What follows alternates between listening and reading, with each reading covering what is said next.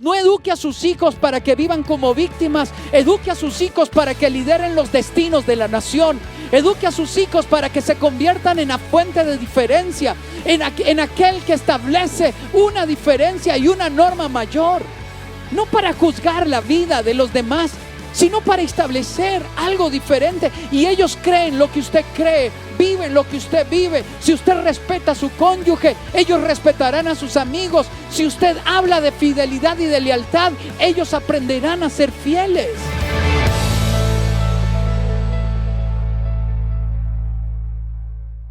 El tema de hoy se llama la familia como fundamento de la sociedad. Déjeme decirle que antes de que el Estado fuera, antes de que la educación fuera, fue la familia. Lo primero que existió fue la familia. En ese diseño de Dios, donde hay un hombre y una mujer que se complementan, donde hay un hombre y una mujer capaces de poder procrear, donde hay una familia que le garantiza a los niños la oportunidad de tener un padre y una madre. Es maravilloso, sigue siendo igual. Dios la diseñó para que tuviese permanencia en el tiempo, que fuésemos capaces de complementarnos el uno al otro, pero al mismo tiempo que fuésemos capaces de superar las crisis juntos. Y en este momento tenemos que darnos esta oportunidad. Sin embargo, los que ayer la defendían, hoy la atacan a la familia. Y la atacan en función de un elemento de moda.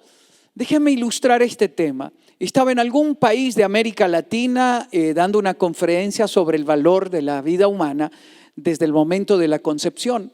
Presenté un video que muestra el niño cómo va creciendo en el vientre de la madre. Al final de la conferencia, en la sala elegante de la ministra de familia de este país, una doctora en psicología me dice: yo quiero decirle algo, dice, yo estoy de acuerdo con usted, pero no puedo decirlo, porque eso hoy suena retrógrada, anticuado y bueno, hasta podría perder mi puesto. Cuando lo escuché me dio un escalofrío profundo, porque me dije a mí mismo: Dios mío, estas son nuestras autoridades, estas son las personas que proclaman las leyes, que hablan en público y hablan en nombre del pueblo. Ellos, el Estado, el que ayer nos defendía, la educación, la que ayer se unía con nosotros en los temas de enseñanza de valores, pareciera que lo hemos perdido. Y déjeme ilustrarlo dónde lo perdimos. En otro país de América Latina, cuando hablaba una conferencia en el Congreso de la Nación y luego con algunos ministros sobre el tema del valor de la vida humana, el valor de la familia, tal y como Dios la concibió, heterosexual, monogámica, en fidelidad, en lealtad, donde lucha, donde el Estado lucha. Al final de la conferencia, este ministro me muestra una carta y me dice: mire, usted tiene razón, dice. Eso es lo que nosotros en América Latina creemos. Pero le voy a enseñar esta carta de los embajadores de la Comunidad Europea. Y la carta decía: la ayuda económica de la Comunidad Europea a este país está condicionada a que se modifiquen las leyes en función de que se acepten todos los elementos de la posmodernidad que hoy se quieren establecer. Legalizar el aborto, modificar el concepto de familia y modificar la educación sexual. Cuando yo leí la carta, me dio dolor, me dio mucho dolor. Y él me dijo: si yo no acepto, me ha dicho el presidente, estas condiciones, yo pierdo mi trabajo. El ministro de familia de este otro país. Sí. Tristemente, hoy la familia está amenazada porque nuestros gobernantes han vendido su conciencia por modas o por dinero. Es triste lo que hoy encontramos. Y lo más triste es que puedo ver cómo nuestros jóvenes incautos caen frente a una promoción que viene agresiva en medios de comunicación, películas, canciones, estableciendo una moda que esta nueva estructura es la que debe de imponerse como si fuese algo inocente. Y hoy vemos en Argentina la promoción de un movimiento de los pañuelos verdes, ¿sí? Estos que quieren legalizar el aborto en cualquier estado de embarazo. Y observaba el video de una joven a quien alguien le preguntó, pero es un niño lo que hay en el vientre. Le decía a quien le preguntaba. No, dice. Es más, dice, y si quiero me lo saco, me lo cocino y me lo como. Con una cara de sonrisa sin inmutarse. Cuando yo observé el video, quise ver el rostro, las emociones de esta joven posiblemente universitaria, que cayó incauta frente a las políticas internacionales. Dios mío, en esta sociedad están creciendo nuestros hijos, pero le tengo una propuesta. El diseño de Dios no ha cambiado y Dios lo ha puesto a usted como padre, como madre, como tío, como abuela, como director de un centro educativo, como ministro, como presidente de un país, para que levante la voz y lo haga diferente. Nosotros podemos hacerlo diferente, no podemos rendirnos. Déjeme hacer un recorrido de algunas de esas cosas que han cambiado. Leyes en contra del diseño de Dios. Hoy se promulgan leyes en contra del diseño de Dios. Son iguales en todos los países. No tienen nada de autóctono, nada que represente nuestra cultura. Simplemente son copia de organismos internacionales que condicionan a nuestros gobernantes para que lo promulguen. Una educación sexual fundada en el placer más que en el diseño de Dios. Nosotros, los que tenemos valores judeocristianos, creemos que la enseñanza de la educación sexual debe fundamentarse en proyecto de vida, en valores fundamentales que les ayuden a ellos a no arriesgar su salud, a no arriesgar su proyecto, a no poner en riesgo sus relaciones interpersonales y que no la centren en el placer y que puedan centrarla en un proyecto de vida que les permita vivir en paz. No. Hoy se quiere estimular la excitación sexual desde los niños para que ellos estén sexualmente activos. La edad del consentimiento de un niño para tener relaciones sexuales se ha venido bajando en diferentes países. Y aún recientemente en Costa Rica, una universidad pública hablaba de un pequeño festival de pensamiento pedófilo. Cuando yo escucho esto, ayer era delito. Ayer se quería considerar eso como una desviación en el campo psicológico. Ayer se quería considerar eso como una enfermedad. Hoy se quiere ver como legítimo.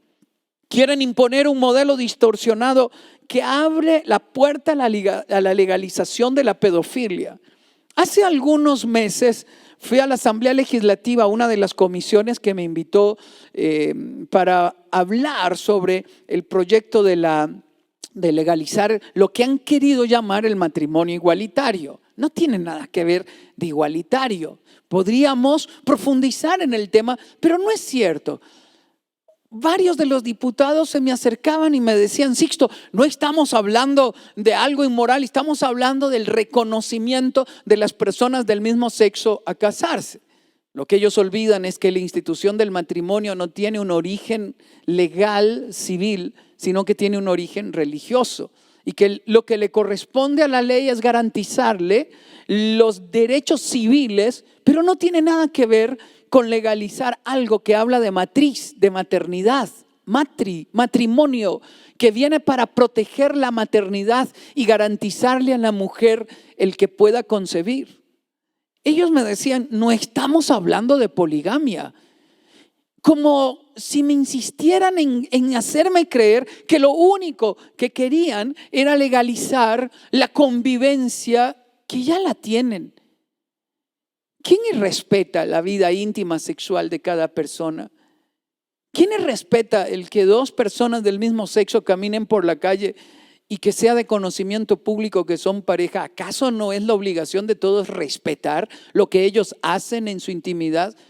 Pero normalizar, impulsar, al mismo tiempo de presentar en festivales la práctica de la homosexualidad como si fuese una estructura social válida, aceptable y promovida por el Estado, eso es diferente. Hoy, sin embargo, hay países como Canadá y Estados Unidos que en 2 estados han permitido marcha de pedófilos. Y ya en Costa Rica comenzamos a ver los visos de esto. Diálogo o pequeños festivales de pensamiento pedófilo. No solamente eso, hoy se habla de una infancia trans y se impulsa en varios países como en México leyes de que los niños puedan tener una vida trans. Dios mío, uno se pregunta, ¿en qué mundo vivimos? Se impulsan leyes que incitan a los niños y jóvenes a tener relaciones temprano. Y he analizado varios proyectos de ley y programas de educación sexual donde el fundamento de estos dicen que los niños, las niñas y los adolescentes tienen el derecho de vivir su sexualidad libre y plenamente, sin la interferencia de nadie arbitrariamente. ¿A quién se refieren? A los padres. No solamente eso, sino que se quiere legalizar el aborto y se ha disfrazado como si fuese un derecho humano. Dios mío, ¿el aborto? El embarazo significa que un ser humano camina junto a otro ser humano. Eso significa el embarazo. 2 seres humanos caminando en una misma dirección, donde el más fuerte ayuda al pequeño para que pueda ir creciendo. Las personas solo pueden ser amadas. En cambio, las cosas son las que son deseadas o no deseadas. Lo que estamos haciendo es quitándole el valor de persona al niño no nacido. Y sin embargo, vemos videos donde se han operado niños en el vientre de la madre, donde su composición genética, el ADN, la composición ósea, el corazón y todos sus organismos están funcionando en el vientre de la madre. Igual comenzó Hitler, deshumanizando a los judíos y deshumanizando a los enfermos. Dios mío. Estaba en el Congreso de la Nación en un debate sobre el aborto. Y en el tiempo de preguntas y respuestas, una abogada, asesora de un legislador, dice, pero ¿cuál es el drama si todos los días mueren personas? Cuando yo escuché eso, me asusté. Un legislador valiente que estaba en la mesa principal le respondió, una cosa es que mueran las personas y a lo que no podemos acostumbrarnos es que asesinemos a las personas. ¿Se da cuenta? Nosotros tenemos que entender que vivimos tiempos peligrosos. Déjenme advertir algo, y lo advierto para quienes impulsan el aborto. El día en que legisladores valientes, el día en que jueces se sienten en la Suprema Corte y en los tribunales internacionales, despierten y con prueba científica como la es en abundancia y evidente, y digan que el niño por nacer es un ser humano como lo establecen los tratados, la Constitución y las leyes de la mayoría de nuestros países, los que hoy están impulsando el aborto serán juzgados como criminales de lesa humanidad, igual como fueron juzgados los que lideraron el genocidio alemán en la Segunda Guerra Mundial. ¿Por qué queremos legalizar el aborto? ¿Por unos dólares más? ¿Por no parecer retrógrados o anticuados en una sociedad posmoderna que quiere distorsionar lo que es correcto y el diseño de Dios? No se asuste. Si usted y yo estamos criando hijos y nietos en esta sociedad, hoy le traigo una propuesta. La propuesta es que usted y yo eduquemos a nuestros hijos para que sean diferentes. Van a un centro educativo donde le enseñarán basura, donde en Estados Unidos un padre fue a pedir que no quería que le enseñaran ese tipo de educación sexual. La directora de ese centro educativo llamó a la policía y ¿sabe a quién arrestaron? Al padre. Arrestaron al padre. Están queriendo quitar la patria potestad a los padres. Es inviolable el derecho que tienen los padres porque somos nosotros los que los engendramos. Somos nosotros los que en el campo de los valores y de la ética tenemos que educar a nuestros hijos. Pero Pablo lo advirtió y dijo que estos tiempos finales no eran fáciles. Observe como lo dice segunda de Timoteo, capítulo 3, del verso 1 al 5. Ahora bien, ten en cuenta, le dice a Timoteo, ten en cuenta que en los últimos días vendrán tiempos difíciles. Sí, son tiempos difíciles, muy difíciles. La gente estará llena de egoísmo y avaricia. Serán jactanciosos, arrogantes, blasfemos, desobedientes a los padres, ingratos, impíos, insensibles, implacables, calumniadores, libertinos, despiadados, enemigos de todo lo bueno, traicioneros, impetuosos, vanidosos y más amigos del placer que de Dios. Aparentarán ser piadosos, pero su conducta desmentirá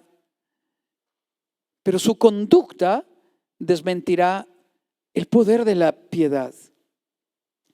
Y sigue diciendo, con esa gente, le dice Pablo a Timoteo, ni te metas. Con esa gente ni te metas, ni te juntes.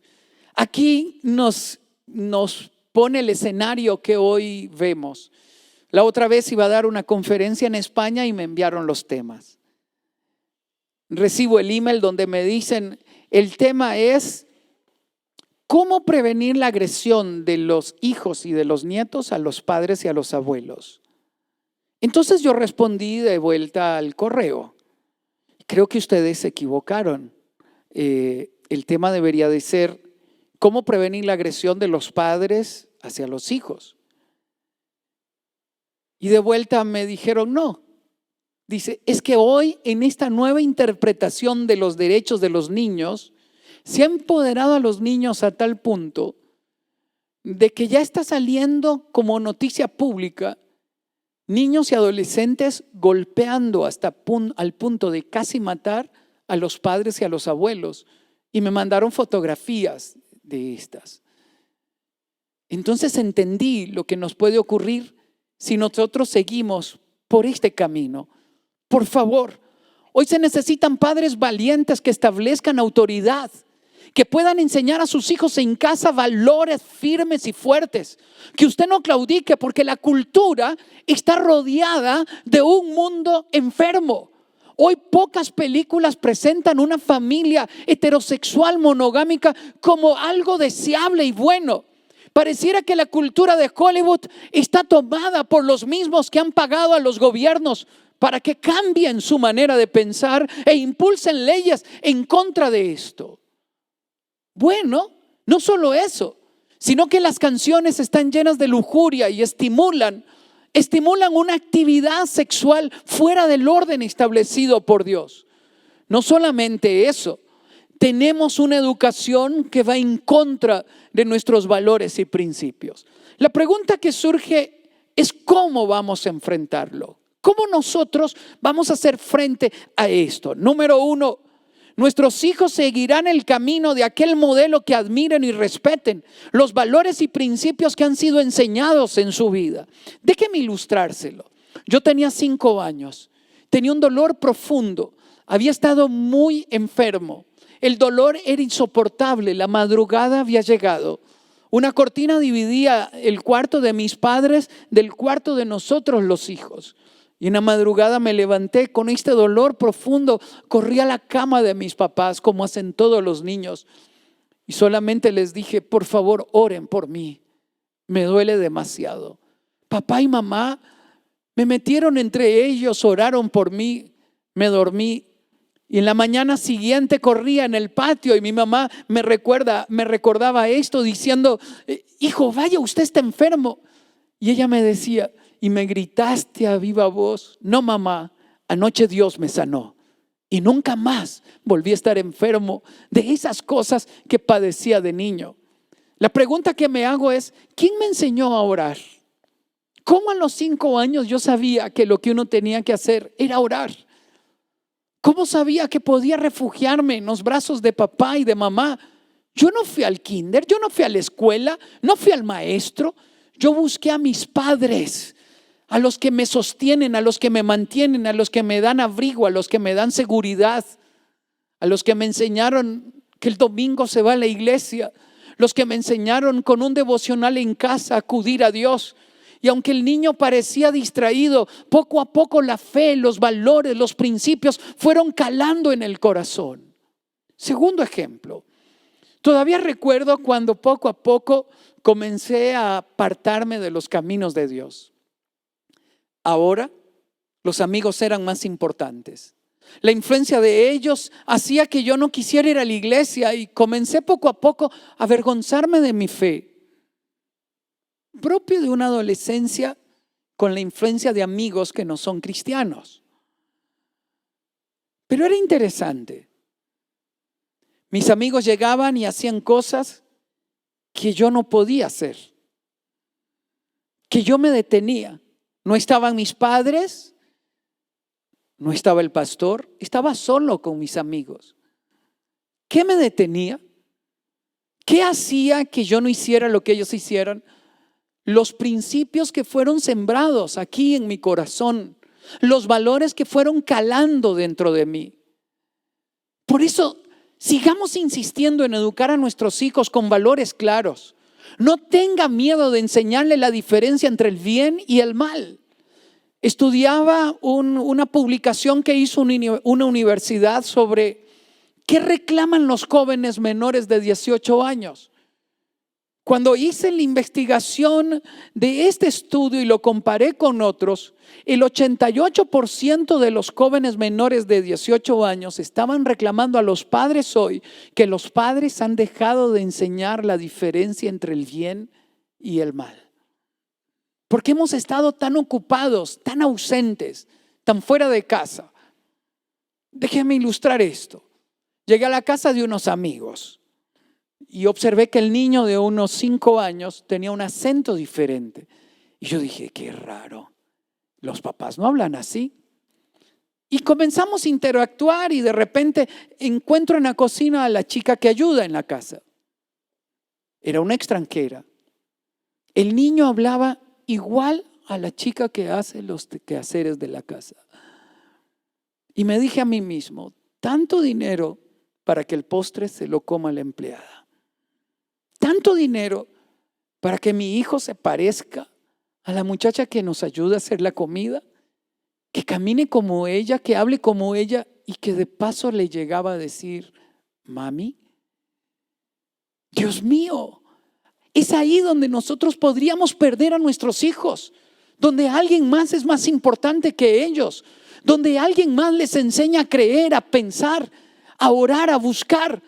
¿Quién influencia la vida de sus hijos?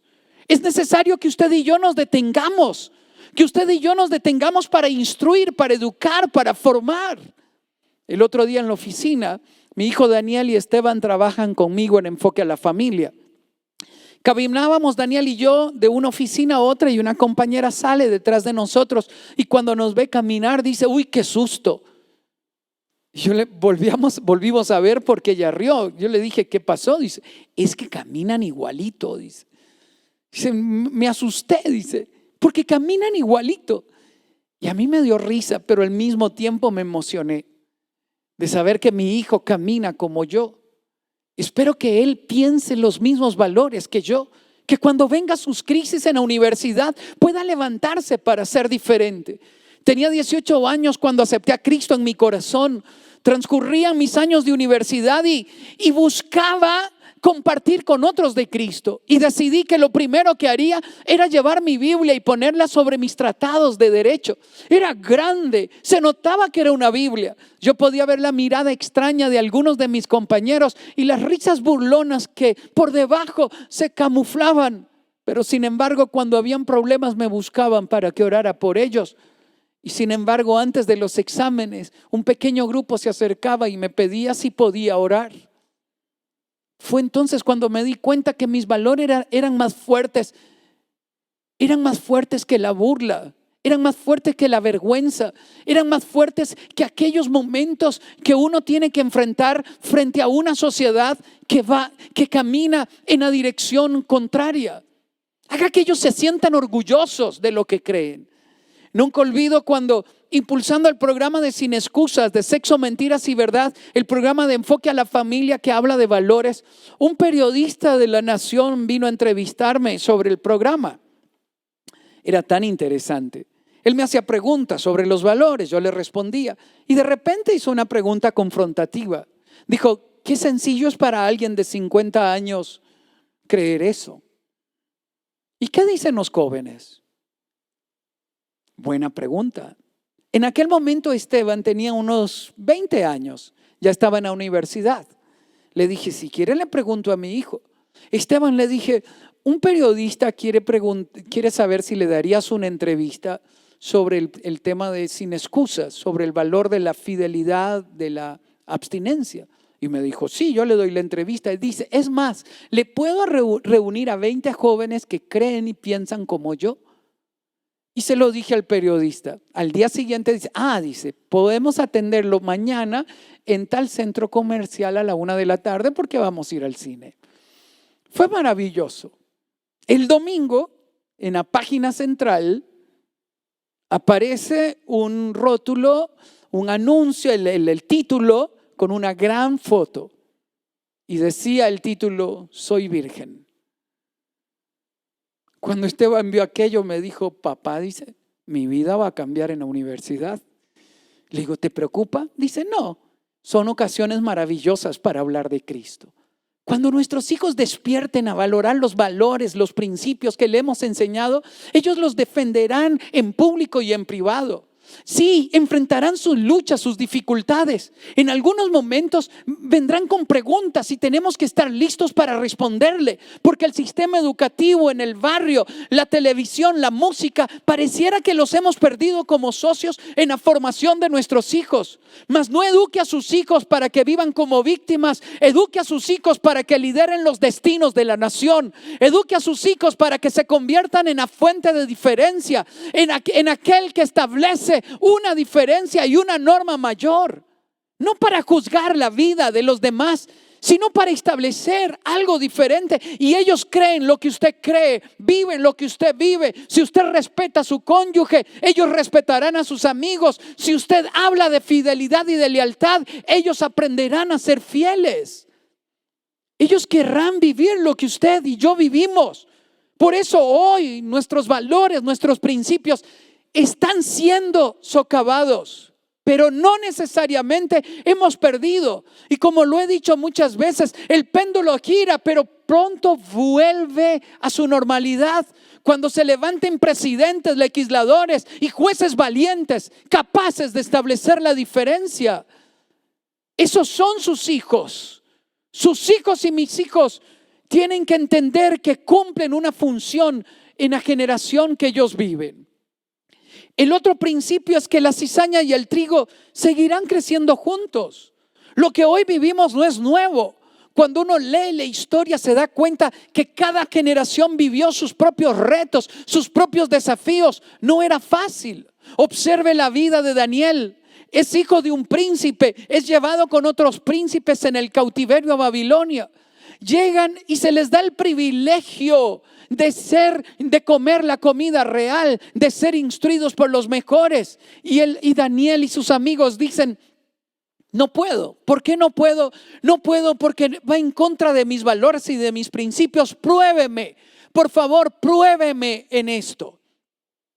Daniel y sus amigos salen 10 veces más inteligentes que los otros porque decidieron ser fieles. Cuéntele la historia de Daniel a sus hijos. Cuéntele que ellos son los Daniel de esta época. Hable de José, cómo José tiene un sueño, cómo no compromete su sueño frente a la seducción del mundo, cómo no compromete su sueño frente a los placeres, se mantiene leal a los valores y a los principios que crecieron con él en casa. Esos son sus hijos. Son la generación de Esther, de José, de Daniel, de Timoteo, de Pablo, los que hacen la diferencia. Pero requiere una actitud de parte de nosotros que le enseñe a entender la diferencia entre el bien y el mal. Es importante que nosotros hagamos prevalecer la palabra de Dios. Todavía me recuerdo sentado en los regazos de mi mamá, escuchando la leer la Biblia a cuadros. ¿Cómo nos enseñaba la palabra de Dios? Solo tenía sexto grado de la escuela. Trabajaba duro, como 3 vestidos, un par de sandalias y unos zapatos sencillos. No significaba que fuera una gran letrada o educada en grandes universidades. Significaba que mi mamá se había propuesto hacer la diferencia enseñando la palabra de Dios a nuestros corazones. Porque la palabra de Dios es útil para instruir, reprender, corregir y guiarnos a la justicia de Dios. Por eso debemos continuar nuestro proceso educativo de formar a nuestros hijos en valores y en principios, porque vendrá el momento donde ellos los defenderán, donde ellos establecerán la diferencia, donde ellos se levantarán como líderes en su generación.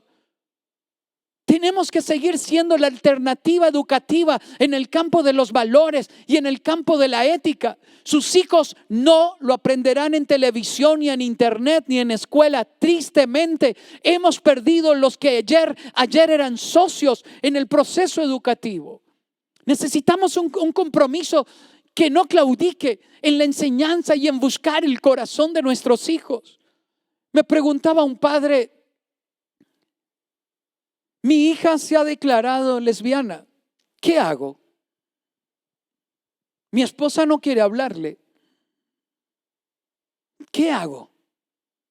¿Es el fin de la historia? No, no es el fin de la historia. ¿Qué hago? Ámele, coma con ella, hágale sentir que nada ha cambiado.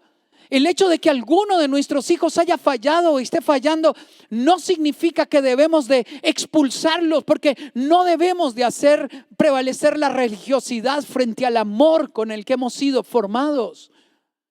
Jesús se sentaba en la casa de Simón y permitió que la mujer pecadora acariciara y besara sus pies. ¿Acaso no nos toca hacerlo primero con nuestros hijos?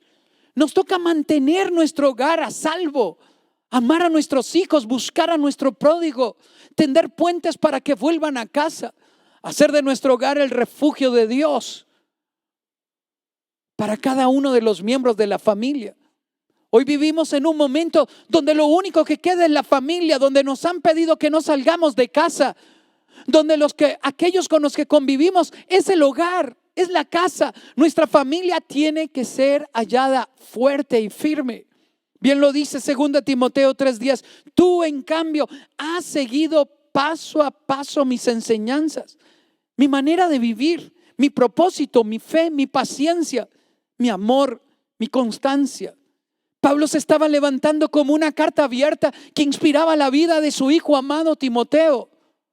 La pregunta que surge es: cuando esté lejos su hijo estudiando en otra universidad, ¿cuál es el diálogo que recordarán? Vendrán a su memoria esos momentos especiales. Tú, en cambio, has seguido mis pasos, mis enseñanzas, mi manera de vivir, mis valores, mis principios.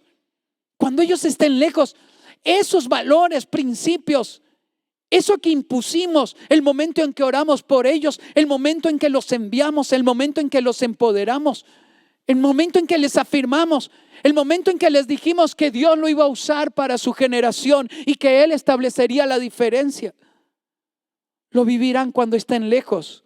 Hoy nos toca a nosotros levantarnos como un baluarte que no cambia. Por favor, no cambie. Y déjeme terminar. Segunda de Timoteo 3, 14 al 17. Pablo anima a su hijo amado Timoteo: pero tú permanece firme en lo que has aprendido y de lo cual estás convencido, pues sabes de quién lo has aprendido. Desde tu niñez conoces las escrituras, que pueden darte la sabiduría necesaria para la salvación mediante la fe en Cristo Jesús. Toda la escritura es inspirada por Dios y útil para enseñar, para reprender, para corregir y para instruir, a fin de que el siervo de Dios esté enteramente capacitado para toda buena obra. Estaba en Colombia. Mi amigo me contó que había caído en una crisis económica sumamente seria. Estaba en el hospital, había colapsado. Su hija, de ojos claros, de sonrisa amable, de 15 años, fue y le visitó en el hospital. Papá dice, te traigo un regalo. Le había escrito una carta. Papá, gracias por ser como sos. No te rindas. Tu familia y yo te necesitamos. Papá, nunca podré olvidar nuestros momentos en que reímos juntos. Nunca podré olvidar tus consejos, tus payasadas. Nunca podré olvidar el hombre trabajador y valiente que eres. Quiero decirte, papá, tu hija te necesita. Me decía él con lágrimas en sus ojos, no sabes lo que fueron aquellas palabras para mí.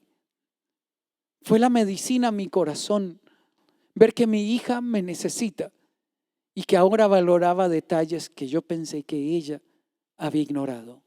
Nada de lo que usted hace con sus hijos cambia. El diseño de Dios no ha cambiado. En el libro de Génesis claramente nos dice, luego Dios, el Señor, dijo, no es bueno que el hombre esté solo. Le voy a hacer a alguien que sea una ayuda adecuada para él. Sí, ese es el plan de Dios, el diseño de Dios. Por eso el hombre deja a padre y a madre y se une a su mujer y los dos se funden en un solo ser. ¡Wow! Y vamos a establecer una nueva familia. Haga que sus hijos anhelen casarse, tener hijos. Hagan que ellos quieran repetir la historia. Y si ellos han crecido en un hogar que ha experimentado un divorcio, perdonemos a tal punto que la vida, la esperanza, la ilusión en el corazón de ellos no se pierda. Otra versión dice, por eso el hombre deja a su padre y a su madre y se une a su esposa y los dos llegan a ser una sola persona. Capaz de reproducir, capaz de garantizar un padre y una madre a los hijos. Este es el diseño de Dios y tiene un impacto generacional, como lo dice Génesis 28, 13 al 16. En el sueño, el Señor estaba de pie junto a él y le decía, yo soy el Señor, el Dios de tu abuelo Abraham y de tu padre Isaac. A ti y a tu descendencia les daré la tierra sobre la que estás acostado. ¿Usted se imagina qué privilegio aquel nieto donde el abuelo ya no estaba y cuando Dios se revela al corazón del nieto le dice, yo soy el Dios de tu abuelo y de tu padre? La pregunta que surge es, ¿qué dirá Dios de nosotros cuando nuestros nietos y bisnietos crezcan? ¿Cómo quiere ser recordado? Vuelva a casa, vuelva su corazón a casa para construir una familia sólida, firme y un recuerdo que impacte generación tras generación. Es tiempo de perdonar a quienes nos han fallado. Es tiempo de guardar el corazón de nuestros hijos.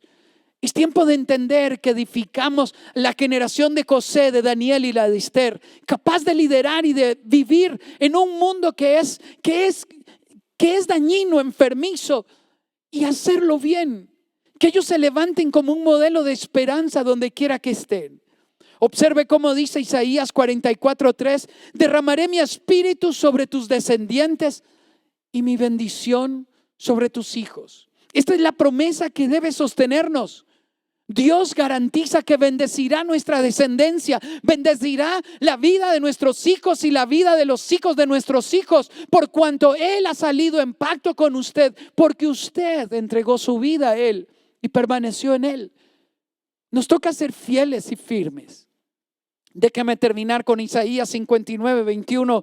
Y este será mi pacto con ellos, dice el Señor. Mi espíritu que está sobre ti como padre, como abuela. Y mis palabras que puse en tu boca, las que has repetido a tus hijos y a tus nietos, no faltarán jamás de la boca de tus hijos ni de la boca de los hijos de tus hijos. El Señor lo ha dicho desde ahora y para siempre.